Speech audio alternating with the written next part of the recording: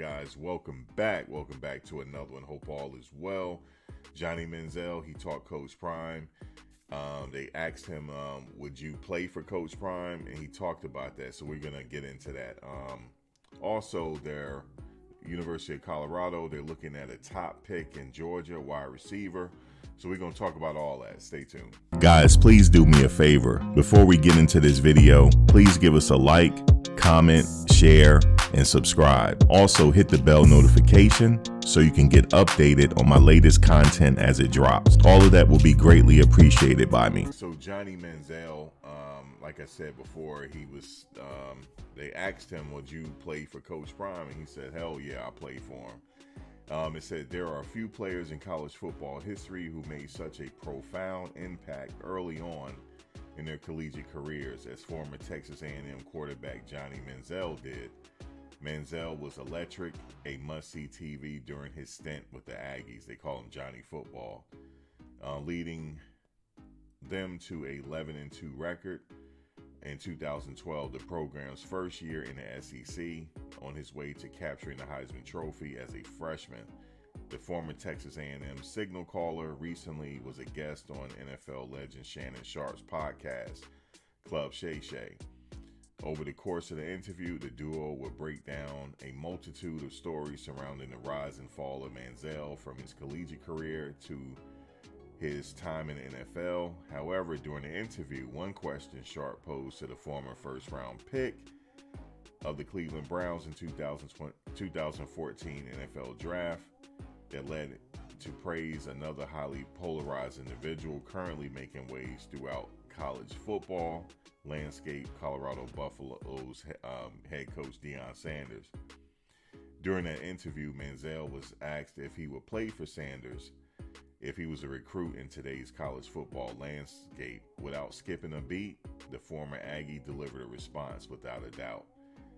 Said Manziel, me and him, being Texas guys, we've had a great relationship for years. And I think looking back at our relationship now, he is something special to me, to the point where he interjected in my life at times or sent me a message or really showed love that he didn't have to. And if I was a college kid looking now, I would say Texas A&M is the best school in the country. That's a given. But number two, I would play for a guy who's a leader of men, a guy who carries himself the way Prime does. Manziel has a strong affinity for Sanders, which appears to stem from the Dallas Cowboys legend reaching out to the former Aggies quarterback during a number of occasions. While his initial response was praise enough, highlighting how he views Sanders as a head coach, Manziel provided a more real-world approach and framed the second part of his response around what he would do as a parent for a current college recruit. And he said, looking at it from a different perspective, if I was a father and my son was looking to go play for a coach, I would absolutely, without a doubt, unequivocally send him to Coach Prime. And I was thinking about when Manziel said that. First of all, he has a relationship with Coach Prime, and he know that, Coach Prime reached out to him in times where it was needed. And he also said that he's a leader of men. I agree with him. If I had a son, depending on what position he played, if he was a highly recruited football player coming out of high school, I'll be looking at academics. I'll be looking at the overall landscape of the program. And I probably would send him to Coach Prime. I probably would. Because you see, in Colorado, he's an old school coach. You have to earn everything. The first year he made the team earn their numbers. I like that because it's a spirit of competition over there. And I would say as long as you work hard and do what you're supposed to do, and you could rise to the top there, and it'd be that much more rewarding playing for somebody like that. I honestly would send him there. Just also look at all the fanfare they have. That's number one. When you're talking about NIL deals, there's a lot of money on the table. So I would consider that as well. The academics, the overall environment. They're up in the mountains, beautiful landscape. I probably would send him there. I grew up with Johnny Manziel, and I think Manziel would have benefited from a coach like Coach Prime. I honestly do. But it was big for him to say that. So shout out to Johnny Manziel, Johnny Football. I remember his whole campaign, the whole Johnny Football thing. He used to do like this, show me the money. Now, with today's NIL, Johnny Manziel he probably would have been raking in a lot of big cash, especially if he was playing for Coach Prime.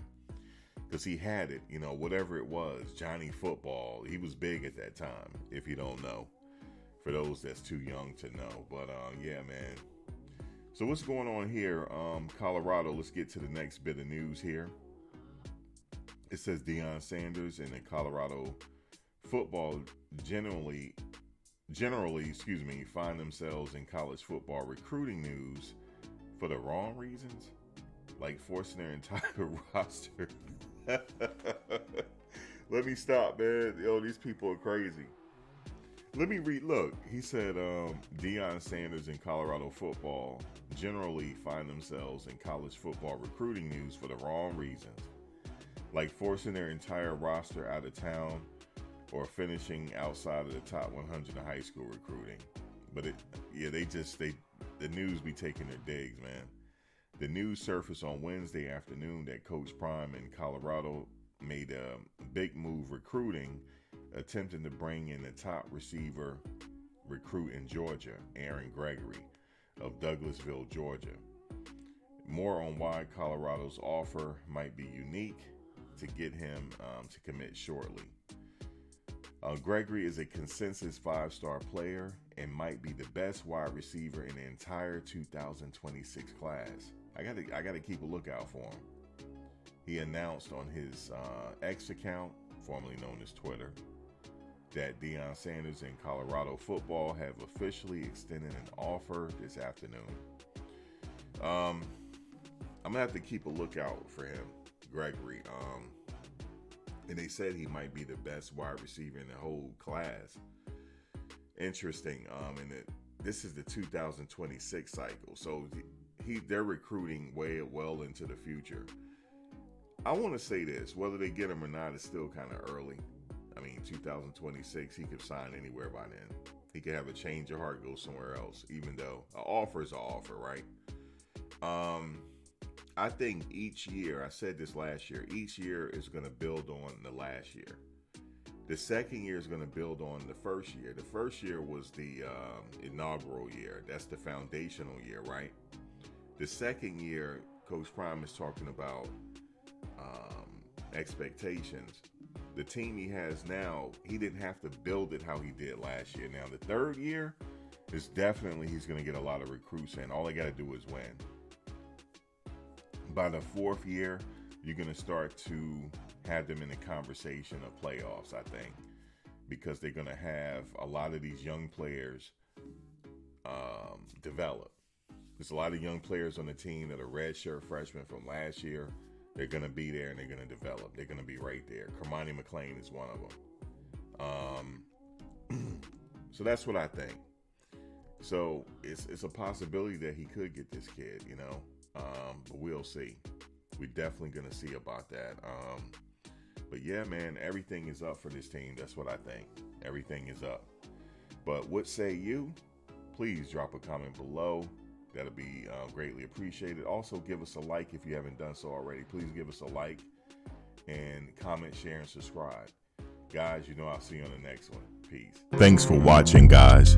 But before you go, please like, comment, share, and subscribe. Also, hit the bell notification so you can get updated on my latest content as it drops. If you have any video ideas, feel free to leave a comment below. Take care.